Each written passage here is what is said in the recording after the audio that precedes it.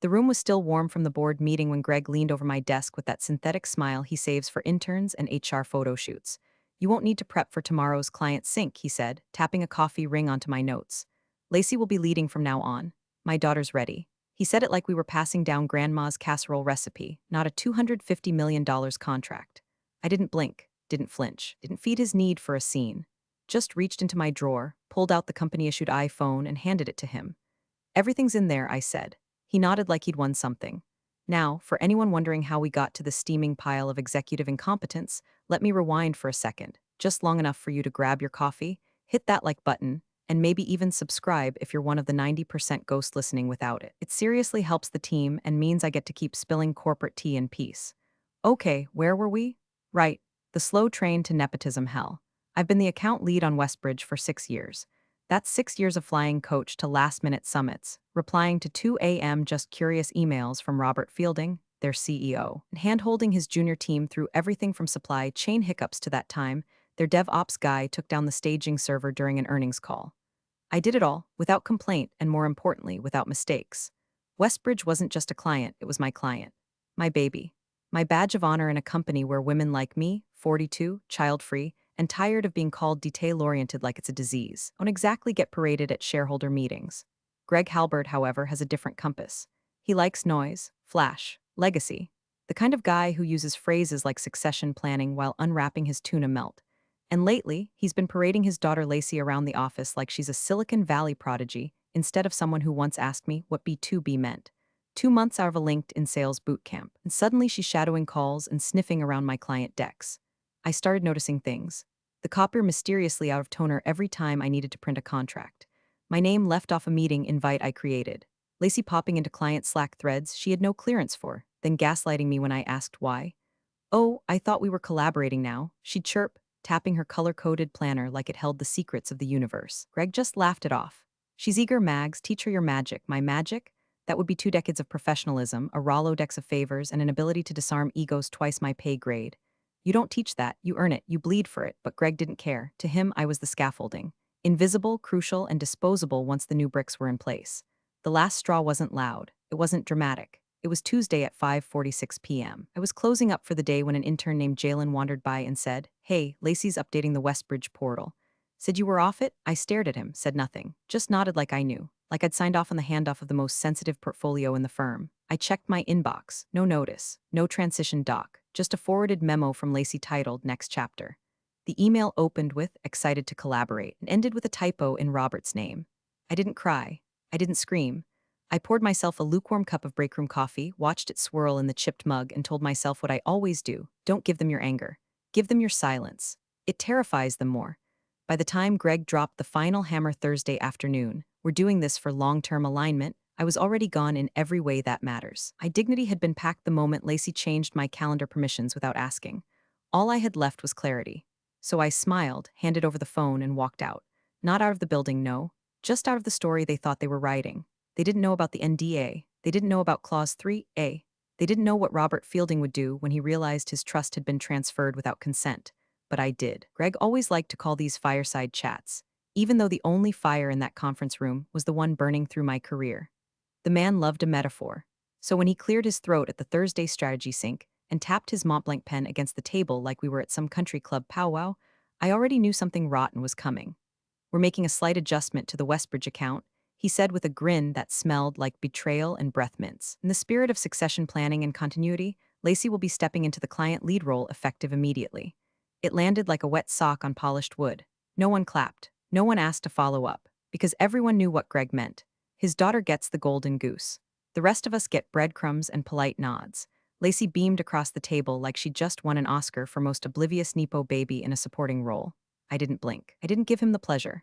Instead, I pulled open my laptop bag, retrieved the company phone, black case, Westbridge notes organized in color-coded apps, text threads with timestamps dating back years, and placed it gently in front of her. Everything you need is in there, I said. Greg smiled like he'd just solved middle management. Thanks, Mags. Knew you'd be a team player. Team player. That's what they call you when they've already erased your name from the playbook. I watched as Lacey fumbled unlocking the phone, her perfectly manicured nails tapping the screen like it was a foreign object. Probably because the last client she handled was a group project in business school where she got credit for choosing the font. Greg leaned back in his chair like some Roman senator handing out provinces to his progeny. We believe in evolving talent, he said, and Lacey's proven she's ready for this level of exposure. Yeah, exposure. Like an open wound, the meeting moved on. Discussion points about quarterly projections, vendor escalations, a brief chuckle from marketing when someone mispronounced a pharma client's name. But I wasn't in that room anymore. I was watching from underwater. Words muffled, movements slow. Betrayal has a way of numbing your body before it hits your brain. I nodded when appropriate, added a note about the vendor rebate program, because God forbid I stop being competent, but my hands had already started packing. Not my desk, my trust. I knew Greg's game. He always liked his pawns quiet, polished, and grateful. And I'd stopped being grateful the moment he started referring to Lacey as a sponge for leadership. The girl could barely handle a calendar invite, but sure, let's give her our largest client and hope she doesn't forward sensitive data to her Pilates instructor by mistake. After the meeting, I walked past Lacey's new client lead desk and noticed she'd already swapped the Westbridge folder into her name. It had emojis in the title. Emojis. For $250 million contract. I didn't say a word, just kept walking. I spent the rest of the day backing up nothing, deleting nothing, editing nothing. I wanted it all there, every exchange, every negotiation, every late-night crisis that Robert Fielding and I had navigated without dragging the firm into it. Lacey was inheriting a loaded weapon, and I had no interest in disarming it. By 6 p.m., the office was emptying out. People smiled at me like nothing had happened. A few offered awkward change is growth comments in the elevator, like I'd just been gently nudged into retirement instead of being gutted at my desk. I nodded, thanked them, and said nothing. There's a special kind of silence you master when your dignity's being quietly murdered by a man who once forgot your name at a holiday party. I sat alone at my desk until the lights flickered into energy-saving mode. My inbox was already filling with meeting requests Lacey had forwarded, half of them in the wrong time zones. She'd invited Robert to something called Westy Check-in Light Sparkles. I almost laughed, almost. Instead, I pulled up the NDA on my personal laptop. Not the company one, the personal one. The one Robert and I signed 3 years ago in a side room at the Westbridge Summit in Chicago, after a failed vendor leak nearly tanked his merger ambitions. It was clear, explicit. One line burned into my memory like a scar. No third-party correspondence without prior written consent. Breach of Clause 3A shall void engagement. And there she was, inviting Robert to a meeting like they were besties at brunch. Let them have their little coronation. I'd already set the funeral date. Friday morning started like any other. Cheap coffee, fluorescent lights, and Greg's voice echoing from his corner office like a drunk goose trying to recite a TED talk. But under the hum of printers and passive-aggressive Slack threads, something had shifted. Not in the air, in me. I didn't log into Westbridge's portal, didn't check their Slack. I was still on the access list, but what was the point? Greg had declared a royal succession, and I'd been handed a crown made of expired printer toner and passive dismissal. So I just waited. Didn't warn Lacey, didn't flag the NDA, didn't prep a transition doc or guide her through the landmines I'd been tap dancing over for 6 years. Let her step right into the war zone with nothing but a ring light and a Canva presentation. At 10:12 a.m., the first shot was fired, a ping in the shared client inbox. I read it once, then again, then had to close my eyes just to process the sheer absurdity of it. Subject line, big vibes ahead. Rocket excited to partner? The body was worse. Hey, Robert. Just wanted to reach out and say I'm thrilled to be your new point person. I've been following your brand journey for years, and I'm obsessed with your leadership style, smiling face with heart eyes. Let's grab time next week to sync, maybe a virtual match a chat. With the CEO of a publicly traded company who once fired a VP over an exclamation mark in an investor memo. I didn't reply. Forward, didn't screen cap it to legal with a snarky subject line like I wanted to.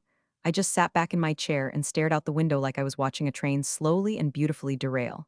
At lunch, Greg held court in the executive kitchen like the second coming of Steve Jobs. He called it a new chapter, and said things like the torch has officially been passed, while sipping La Croix like it was Dom Perignon. Lacey sat next to him, nodding, giggling at nothing, tossing her hair like someone in a commercial for shampoo and poor judgment. She's already connected with Robert, Greg said proudly. Didn't even need prompting.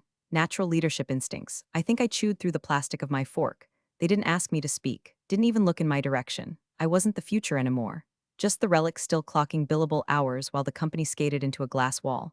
Back at my desk, I opened the NDA again. I didn't need to, but sometimes you need to feel the words again to make sure they haven't changed while your world has.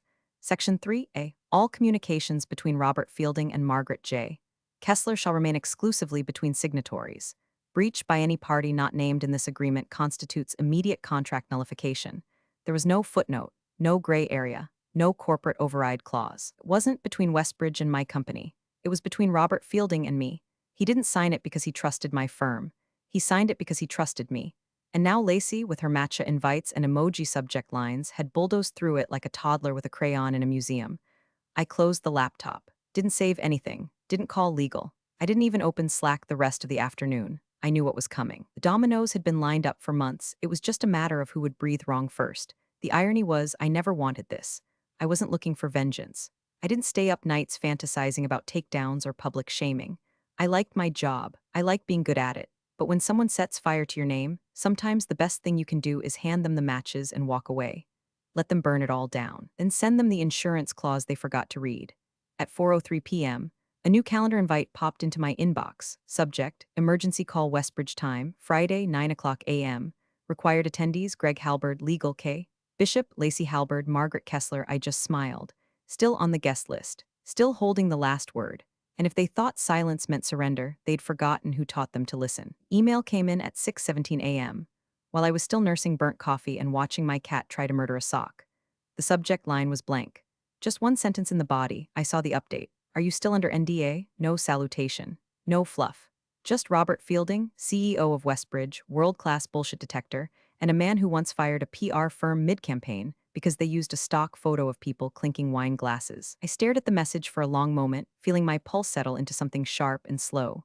Then I typed exactly 9 words, until one of us terminates, yes, still active, hit send. Closed the laptop. Watched the sock murder resume. By 7:30 a.m., I was dressed in my usual Friday uniform, charcoal blazer, loose blouse, subtle earrings that said I can dismantle you politely, and sipping coffee number 2 when the meeting alert dropped. Subject: Emergency Call Westbridge Time, 9 o'clock a.m. Sharp attendees. Greg Halberd, Lacey Halberd, Legal K. Bishop, Margaret Kessler. Location: Conference Room 3B plus Zoom link. The kind of invite that doesn't come with emojis. The kind that makes executives sweat through their starch. I heard Greg's voice in the hallway not long after. Loud. Forced laugh loud. She's settling in great, he was telling someone, probably from ops. Already talking roadmap strategy with Fielding. Natural instinct for the relationship game. I almost choked on my toast. Meanwhile, Lacey breezed past my office door in one of those power blazers from Instagram boutiques that come with hashtags like #bossvibes and #manifestit. She was humming. Humming. She didn't knock, didn't pause, just waltzed into the war zone with all the grace of a possum in a bakery. And I didn't move, didn't warn her, didn't ask if she'd double-checked the contract language or run anything by legal. I just finished my toast and added a note to my notebook. 9 o'clock a.m. Reckoning. Around 8:20, I took the long way to the third-floor conference room, past familiar desks, nodded at the front desk receptionist who'd once helped me reprint a Westbridge MSA at 7 o'clock p.m. on a Sunday. Walked past the breakroom fridge I'd cried in after my first Westbridge renewal, because it was my win and no one had noticed. And now they'd notice. Conference room 3B was already half full when I walked in. Legal counsel looked bleary-eyed. Greg was pacing like a man trying to remember if he packed a parachute. Lacey was perched at the table like it was a brunch date and not the front row of her professional evisceration. Good, Greg muttered when he saw me. Let's keep it collaborative, yeah? I sat down, unbuttoned my blazer, smiled politely, said nothing. The Zoom screen flickered to life at 8:59. Robert Fielding's square appeared dead center. No assistant, no team, just him in what looked like a quiet office with morning sun cutting across the glass behind him. Calm, crisp, dangerous, he didn't waste time. Greg, he said, nodding once. Margaret, Robert, hi. Greg jumped in, smile way too bright. Hope you got Lacey's email. She's thrilled to. Robert raised a hand. The room froze. I'm here because that email constitutes a direct violation of a standing non-disclosure agreement I have with Margaret Kessler, he said. Specifically, Clause 3A. You authorize someone to contact me regarding a confidential roadmap initiative. That contact was not one of the 2 named parties. That, in legal terms, is a breach. Lacey blinked. Greg shifted. Legal started quietly opening a binder, and me. I just folded my hands in my lap and said the only thing that needed saying. I'm still under NDA, I told the room, and I never transferred authorization. The silence that followed was beautiful, not loud, not dramatic, just heavy. Full of executives suddenly realizing that the house they thought was built on succession and synergy was actually made of dry twigs and hubris, and someone had lit a match. And the match wasn't me. It was their arrogance, their assumption, their blindness to the one line in a contract that, up until this moment, they'd treated like a footnote. The next move wasn't mine, it was Robert's. And judging by the way he leaned forward slightly, eyes locked on Greg's suddenly pale face, that move was coming fast. The call didn't so much start as it detonated. One moment, the speakerphone was crackling with the usual pre-call static, legal mumbling, Greg clearing his throat like he was about to charm the devil. The next, Robert Fielding's voice cut through the air like a guillotine. Greg, your daughter contacted me. That violates the personal NDA we had in place. Clause 3A was explicit, no third-party contact without written consent. No hello, no preamble, just a full-speed collision with the truth. I watched the room react like a slow-motion car crash. Legal counsel Kathleen Bishop froze mid-page turn, blinking as though her glasses had failed her. A second lawyer, Parker, started flipping through a thick blue binder like his hands were on fire. Lacey stared at the speakerphone like it had just called her out by name at a school assembly. And Greg, dear, delusional Greg, turned the color of an undercooked pork chop. Robert, Greg said, his voice trying to sound calm but cracking on the vowels, I assumed the NDA was with the company. Margaret signed as an employee, right? There was a long pause. No, Robert replied, crisp and cold. It wasn't. She signed as an individual, so did I. It was a personal agreement executed outside of your standard service contracts, because the matter it covers wasn't just corporate, it was confidential. Greg looked at Kathleen. She didn't meet his gaze, just kept flipping, like she could somehow turn fast enough to outrun Clause 3A. I mean, I thought, Greg started again, grasping at straws, we assumed that Margaret's role, her position, and that any agreement like that was, by default, under company umbrella. Robert let out a short, breathy sound, almost a laugh, but not quite. Greg, he said, you should never assume anything when the first clause includes the word personal. That's what your legal team missed, that's what you missed, and that's why this is happening. Lacey looked at her father then, finally catching the scent of blood in the water. Wait, so you're saying I broke a contract? You didn't just break it. Robert said you nullified it. That landed hard. I could feel it reverberate off the glass walls. Even the hallway outside seemed quieter, like the office itself was holding its breath. Kathleen finally stopped flipping and closed the binder. One slow, deliberate motion. She didn't look up. Clause 3A, she said, voice barely audible, clear as day. No third-party contact unless mutually amended in writing. No amendments on record. Greg sat down like someone had pulled the floor out from under him. This is a misunderstanding. No, Greg, Robert said, this is a breach, and I have no intention of debating it. Silence.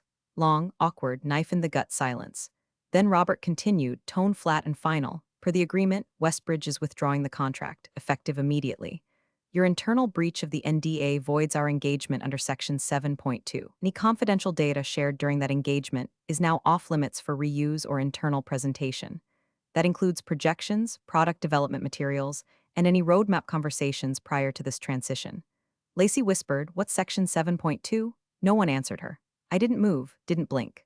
Just sat and watched as the ship I'd steered for 6 years took on water. Fast and loud and full of holes Greg himself had drilled in the hull while grinning. He tried again, this time more desperate. Robert, this isn't a proportional response. We're willing to fix this. Reassign oversight. We can, you had oversight, Robert interrupted. You chose nepotism over process. And now you've compromised a pending merger that your firm wasn't even supposed to know existed yet. That's not something you fix, that's something you suffer. The speakerphone went silent. Then Robert added, almost as an afterthought, Margaret, thank you for the clarification earlier this morning. That line you sent, still active, helped confirm what I needed to do. And then he hung up, just like that. No goodbye, no room for Greg to spin it or Lacey to offer a chirpy LOL, my bad, it was done. I glanced across the table. Greg was staring at his hands like they belonged to someone else. Lacey looked confused, like someone had just explained taxes in Mandarin. Legal leaned back in their chairs and no one spoke. I could have said something then, could have driven the knife deeper, but I didn't. Let them sit in it. Let the weight of their assumptions press down until something cracked, because the real damage hadn't even started. The sound of Robert hanging up wasn't dramatic, just a soft click, but the silence it left behind roared. You could hear the HVAC hum, could hear Kathleen's pen tap once against her legal pad, and then stop like even that sound felt inappropriate. Greg sat motionless at the head of the table, eyes darting from face to face like a man suddenly unsure of who in the room worked for him and who was already planning his exit slide. His voice broke the silence, dry and cracked. Is that enforceable? He didn't look at legal. He pleaded with them. Kathleen shifted uncomfortably in her chair. Parker looked down at his shoes. No one answered. The absence of a response was the answer. That's when Greg stood, half out of reflex, half out of panic. Come on, he muttered to no one in particular. We've spent years building this. This can't just disappear over a technicality. But that's exactly what it had done. It hadn't imploded. It had been nullified, neatly, surgically. A $250 million engagement vaporized in a single sentence and one bulletproof clause. Clause 3A, that Greg never bothered to read because it didn't come with a champagne toast or a LinkedIn announcement. Panic began to crackle, quiet and sharp. Leadership whispered in pairs at the far end of the table, finance murmuring to legal, ops side-eyeing marketing. I could feel the whole room recalibrating their alliances in real time. The mental shuffle, who gets blamed? Who survives? Who leaks this to the board first? I didn't move, didn't gloat, just sat in my chair like a ghost who'd already left the building. Greg finally noticed me. His voice turned sharp, almost hopeful, like I was a lifeline instead of the last honest person in the room. Margaret, he said, surely we can. You've been on this project for years. Is there a way to patch this?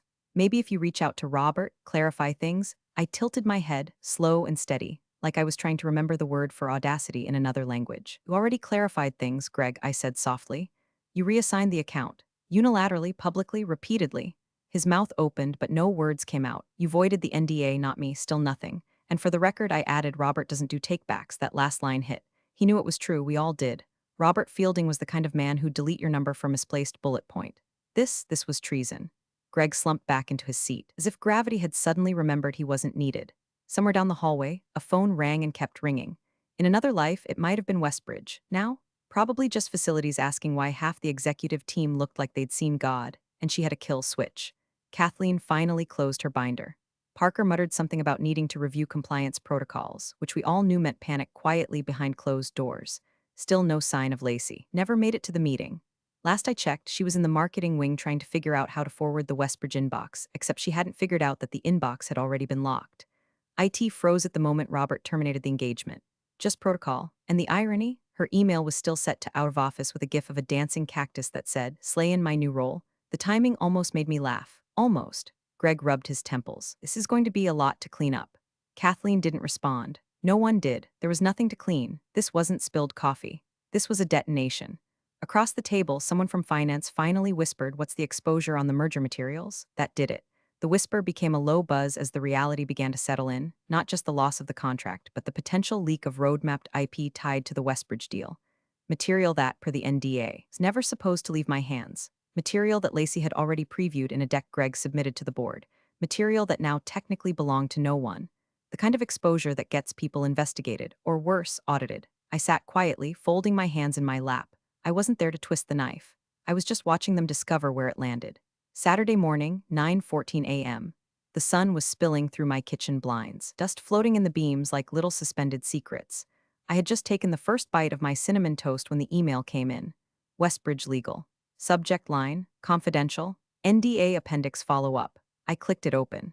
Hi Margaret, per the language in Appendix C of the Fielding-Kessler NDA, we are initiating protective measures regarding the roadmap assets discussed under that provision. Mr. Fielding has requested your input regarding potential containment protocols and recommendations. We are also seeking your recollection on any attached term materials that may intersect with Section 4.1b. Please advise availability. Simple, surgical. No panic in the text, but then again, Westbridge didn't write panic into their communications. They'd been to this rodeo before. This was just the part where they lassoed the fire and turned it into paperwork. I grabbed the folder from the cabinet, the one with the embossed tabs, the real notes, the printed version of the NDA that wasn't gathering dust on some shared drive with 5 admins snooping through the margins. Clause 3A had done the damage, but Appendix C? That was the minefield. Flipping it open, I felt that old muscle memory kick in. The dates. The bullet points. Subclauses I'd helped massage into cleaner language over late dinners and off-the-record calls. Appendix C wasn't just a legal tag-along, it was the vault. It contained reference to a confidential term sheet between Westbridge and an unnamed biotech firm. And now the word was written clearly, in Robert's own hand from the scanned version, Oravali's. The biotech firm, still in pre-IPO phase. Whispers of a strategic partnership had circulated last quarter, but nothing had gone public. This merger wasn't just speculative, it was radioactive. Even acknowledging its existence without clearance could trigger a regulatory response. Robert had looped me in months ago, under a firewall of NDAs within NDAs, because my role involved interfacing with Westbridge's data science integrations. I was a firewall, and Greg had just burned it down. By allowing Lacey to take over the account without so much as a briefing or a security review, he hadn't just cost us the $250 million. He'd potentially leaked language, models, and materials that, if even hinted at in earnings previews or investor decks, could trigger a full audit of both companies. I pulled out the Oravali's notes. Handwritten, dated, my initials in the corner. I remembered that call. Robert was pacing through a terminal somewhere in Zurich, explaining how delicate this acquisition could be and how our company had become a trust filter because of our discretion. His exact words were, "If this leaks, we don't just lose the deal. We make headlines, the wrong kind." Now here we were, on the edge of a headline. And I knew what Greg had done. I remembered that ridiculous internal pitch deck he'd presented to the board last quarter, boasting about a new vertical pivot into precision health, a phrase he didn't even understand. He had been using the roadmap slides, my slides, slides never meant to leave my drive, let alone appear in a pitch without the legal watermark. I took a breath, no rage, no shaking hands, just cold, clean focus. This wasn't about revenge anymore. This was about precision. I spent the next 3 hours building a packet, not a rant, not an expose, just facts, timelines, and supporting documentation. I labeled each section clearly, dates of NDA execution, specific mentions of the roadmap references, and every material Greg or Lacey had touched since the reassignment. I included email threads, version histories, access logs. I made it idiot-proof because I knew idiots would be reading it soon. By late afternoon, I had it ready. 56 pages. Bound, time-stamped. I didn't send it yet. I printed 2 copies and stored them in separate locations. One stayed with me. One went into a safety deposit box I'd been meaning to close but suddenly felt quite fond of. I closed the binder, smoothed the cover, and felt nothing. No satisfaction, no vindication. Just a faint, precise click inside my brain like a safe door locking. Let the storm come. I was already dry. Monday morning came with the smell of burnt coffee and too much cologne. Greg always wore the kind that tried to announce power through notes of desperation and pine. I could smell it wafting down the corridor before I even stepped off the elevator. The calendar event was officially titled Internal Account Audit Westbridge Transition Debrief, but we all knew what it really was: the firing squad in a conference room. I wasn't supposed to be there. My name wasn't on the invite. I'd been transitioned off Westbridge the previous Thursday with all the fanfare of a cardboard box and a LinkedIn reshuffle. But at 8:13 a.m., I got a message from the lead compliance officer, Naomi Leckler. One line: "You may want to sit in. Room 5C, 9 o'clock," so I went. Not because I wanted to watch a train wreck, I'd already memorized the wreckage, but because when you build something from scratch and someone sets it on fire, sometimes you show up to catalog the ashes. The room was already tense when I arrived. Greg was hunched over the table, jaw tight, sleeves rolled like he thought he was about to do real work. Lacey sat beside him, arms folded, her iPad open to a Pinterest board titled Lead He Arship. Naomi stood at the end of the table, fingers steepled over a manila folder that looked heavier than it should have. "Thanks for joining," she said to no one in particular. Then she opened the folder and pulled out a single sheet of paper, held it up between her thumb and forefinger like a piece of evidence at a murder trial. "This is the NDA between Margaret Kessler and Robert Fielding of Westbridge, signed and notarized. It includes an appendix covering confidential merger documentation and forward-looking strategic roadmap content. Can someone explain why this was not reviewed before the reassignment of account ownership?" Greg opened his mouth, then immediately closed it. Lacey, however, did not disappoint. "Why would we review her contracts?" she said, like she was swatting a mosquito. "She was staff. We were just shifting account roles. It's not like she owns Westbridge." Naomi didn't react. She just turned her head toward me. And that's when I finally spoke. Because it was tied to the product roadmap, I said, my voice low but clear. "Your earnings call last week included 3 slides with unreleased content that wasn't scheduled for internal distribution until Q4. Naomi blinked once. That was all. Greg shifted in his seat like the cushion had suddenly turned to lava. I continued, not angry, not emotional, just stating facts like a grocery list. That content, slide 7 in particular, mentions real-time blood protein tracking via third-party precision partners. That phrase comes directly from a document listed in Appendix C of the NDA, a document that was never cleared for internal distribution, let alone public mention. Lacey looked confused, like someone had just asked her to do algebra in front of a crowd. "But I didn't write the slides," she said, hands up like she'd just been handed a DUI. "Dad helped me prep them, and marketing cleaned them up." Naomi raised a single eyebrow. "So multiple departments worked on slides using unreleased, contract-bound content without verifying its clearance?" Greg interjected, voice rising like a man trying to out-yell the ocean. "This is absurd. We've never had issues like this. Margaret worked on that account for years. She knew what could and couldn't be shared. Why would she leave something so sensitive behind if it was that restricted?" I turned to him then, looked him right in the eyes. "'Cause you took the phone out of my hand mid-meeting," I said. "Because you told me Lacey was taking over effective immediately. Because you didn't ask for a transition doc. You asked for obedience." Naomi set the NDA down on the table like a guillotine blade. "Whether or not there was intent," she said, "there's now exposure. And that exposure touches unreleased merger data, material IP, and client-bound strategic data. I'm flagging this to legal and regulatory." Greg's face fell. Lacey turned to him, panic finally cracking her lip-glossed composure. "Wait, what merger data?" He didn't answer. He couldn't, because he didn't know. Because the man who'd demoted me in a room full of grins and weak coffee never once asked what was under the hood of the contract he handed to his daughter like a party favor. I leaned back in my chair, folded my hands in my lap, and said nothing more. My work was done. The storm wasn't coming. It was already here. The boardroom at 3 o'clock p.m. was colder than usual. Not in temperature, someone had probably cranked the thermostat in a panic earlier, but in presence. You could feel it in the way no one looked at each other too long, in how every throat clear sounded like a confession. The Westbridge fallout had detonated through the building like a seismic charge, and this was the aftershock, the moment when names are read, consequences assigned, legacies quietly strangled.